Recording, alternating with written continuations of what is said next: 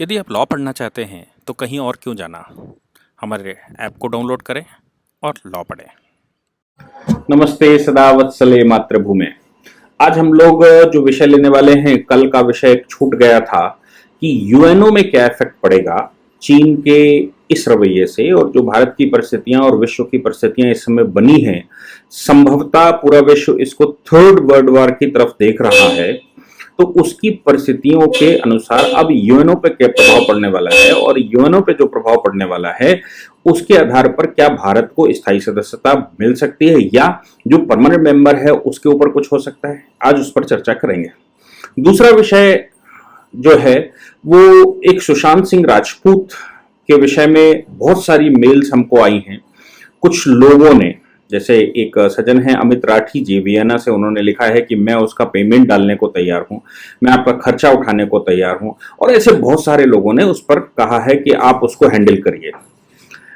उस विषय पर हम लोग अगर उस वीडियो में जगह मिलेगी तो उसमें करेंगे, नहीं तो फिर दूसरे किसी लेक्चर में उसको करेंगे। मैं सुशांत सिंह राजपूत के जो मृत्यु है, उस मृत्यु में जिस समय इन्वेस्टिगेशन चल रहा है उस समय मुझे नहीं लगता कि हमारे जैसे व्यक्ति को किसी को बोलना चाहिए अनसिंसियर व्यक्तियों की तरह, लेकिन हम एक जनरल ऑब्जर्वेशन कर सकते हैं कि भाई किन किन परिस्थितियों में क्या क्या होता है, कानूनी प्रावधान क्या है और कैसे कैसे ये सब चलता है। नेपोटिज्म का मामला क्या है, कॉन्ट्रैक्ट कैसे होते हैं, कॉन्ट्रैक्ट कैंसिल होते हैं, माइंड प्रेशर की वजह से क्या सुसाइड करना हत्या है कि नहीं है, क्या ये सामान्य जो केस लॉस पीछे ऑनरेबल कोर्ट डिसाइड कर चुका है, उसके आधार पर हम लोग उस पर डिस्कशन कर सकते हैं, वो अलग से करेंगे।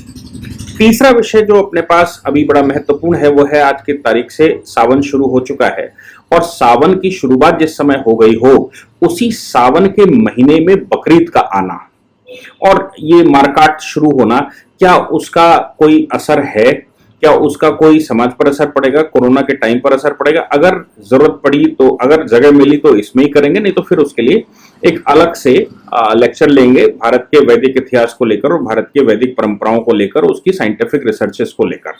ये आज का विषय है। तो सबसे पहले जो विषय अगर पूरा हुआ तो यूएनओ में क्या सिचुएशन बनेगी, और क्या पहले भी कभी ऐसा हुआ है कि किसी कंट्री ने अति करी हो और उस अति के बाद वो परमानेंट सदस्य रहा हो और उसको आईना दिखाया हो यूएनओ ने खुद, और उसकी वीटो पावर का भी इस्तेमाल न किया हो, उसकी वीटो से भी न डरे हो, और उसने जो वहां से बाइकआउट किया हो उस बाइकआउट को भी यूएनओ ने न माना हो, इंटरनेशनल कोर्ट ऑफ जस्टिस में मामला गया हो। हम उस पर चर्चा करेंगे।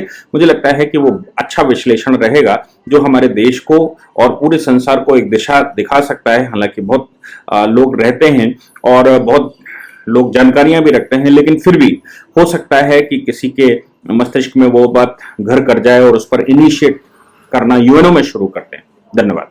इस पूरी ऑर्गेनाइजेशन को चलाने के लिए आप नीचे डिस्क्रिप्शन से हमारे ऐप को डाउनलोड कर सकते हैं, जिससे कि लॉ स्टूडेंट्स को, लॉयर्स को और आम आदमी जो लॉ जानना चाहता है वो पेड प्लस फ्री क्लासेस का लाभ ले सकता है।